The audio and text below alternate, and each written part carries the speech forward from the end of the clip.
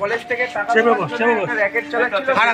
কোন গোষ্ঠী ছেলে যারা কলেজের ছাত্রছাত্রীদের ভর্তির নামে টাকা তুলছিল, সেই র্যাকেটটাই আমরা ভাঙতে দিয়েছি।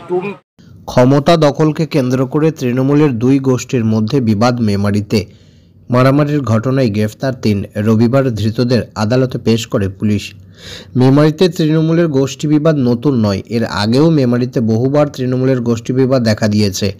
গোষ্ঠী বিবাদের জেরে হাতাহাতির ঘটনাও ঘটেছে একাধিকবার, তবে এক্ষেত্রে ঘটনা মেমারি কলেজের ক্ষমতা দখলকে কেন্দ্র করে। সূত্র মারফত জানা গেছে, মেমারিতে তৃণমূল ছাত্র পরিষদের দুই গোষ্ঠীর মধ্যে এই বিবাদের জেরে গত শনিবার রাতে মারামারির ঘটনা ঘটে। মারামারির ঘটনাটি ঘটে মেমারি স্টেশন সংলগ্ন এলাকায়। গ্রেফতার হয় 3 তৃণমূল ছাত্র পরিষদের কর্মী। রবিবার তাদের বর্ধমান আদালতে পেশ করে মেমারি থানার পুলিশ বলে জানা গেছে। পুলিশ সূত্রে জানা যায়, ধৃতরা হল রুদ্রকান্ত ঘোষাল, বয়স আনুমানিক 24 বছর, তার বাড়ি মেমারির গন্তার বটতলা এলাকায়।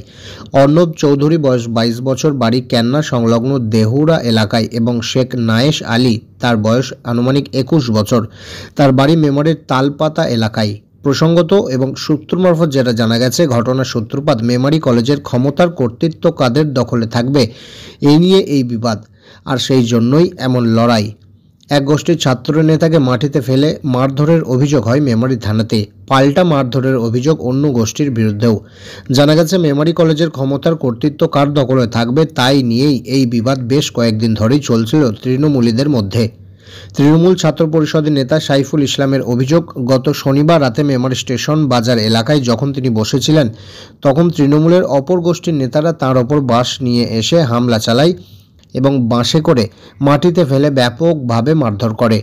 ঘটনায় গুরুতরভাবে জখম হয় এবং জখম অবস্থায় স্থানীয়রা প্রথমে তাকে মেমারি হাসপাতাল ও পরে তাকে বর্ধমান মেডিকেল কলেজে নিয়ে যাওয়া হয় চিকিৎসার জন্য। অপর গোষ্ঠীর নেতা রুদ্রকান্ত ঘোষালের অভিযোগ, কলেজের ছাত্রছাত্রীদের ভর্তির নামে নাকি টাকা তোলার র্যাকেট চালাচ্ছিল, আর সেই র্যাকেট ভাঙতে চেয়েছিল বলেই নাকি মারামারির ঘটনা। মারামারির ঘটনায় পুলিশ অভিযুক্ত 3 জনকে গ্রেফতার করে এবং রবিবার দুপুরে ধৃতদের নির্দিষ্ট ধারায় মামলা রুজু করে বর্ধমান আদালতে পেশ করে মেমারি থানার পুলিশ বলে জানা গেছে। কেন মারতে হলো, মারপিট করতে হলো কেন?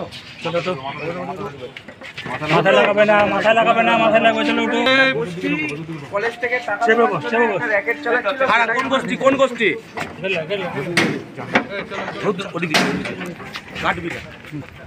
রুদ্র, কি হয়েছে বলো। কি হয়েছে একটু বলো। এখানে তৃণমূলের কোনো গল্পই নেই। এখানে একটা তৃণমূল ব্যতীত একটা টিম, কিছু ছেলে যারা কলেজের ছাত্রছাত্রীদের ভর্তির নামে টাকা তুলছিল, সেই র্যাকেটটাই আমরা ভাঙতে দিয়েছি। তোমাদের বিরুদ্ধে যেটা অভিযোগ, যাকে মারধর করেছে, তো শহর তৃণমূল কংগ্রেসের তৃণমূল ছাত্র পরিষদের কনভেনার, তো কনভেনারের সঙ্গে যারা থাকে তারা হতে পারে, তারা র্যাকেটটা চালায়, কিন্তু কনভেনার কতটা যুক্ত আছে আমি জানি। তোমরা তৃণমূল করো তো? আমি তৃণমূল কংগ্রেস করি। কেন কার সাথে ঝামেলাটা হয়েছে? তোমরা কার সাথে তৃণমূল কংগ্রেস করো? যেসব ছেলেরা কলেজের টাকাগুলো তুলছিল তাদের বিরুদ্ধে আমরা লড়াই করি। আর তুমি কার সাথে রাজনীতি করো? তৃণমূল কংগ্রেসের সঙ্গে রাজনীতি করি।